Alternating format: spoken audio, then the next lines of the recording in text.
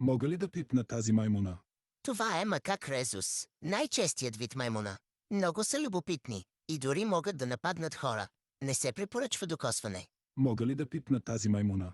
Това е котешки лемур. Или можете да го наречете крал Джулиан. Произхожда от Мадагаскар. Можете да го пипнете. Мога ли да пипна тази маймуна? Това е дългопет. Те лесно се плашат, затова не е препоръчително докосване. Мога ли да пипна тази маймуна? Това е чернокачулат капуцин.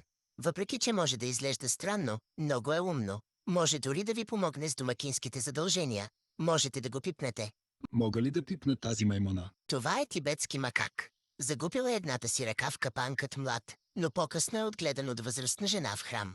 Той е кротък по природа и можете да го пипнете. Мога ли да пипна тази маймуна? Това е сребърно гръб горила, която може да тежи до 300 кг. Кой го пипа, все още е под въпрос. Мога ли да пипна тази маймуна? Това е слатен маймун.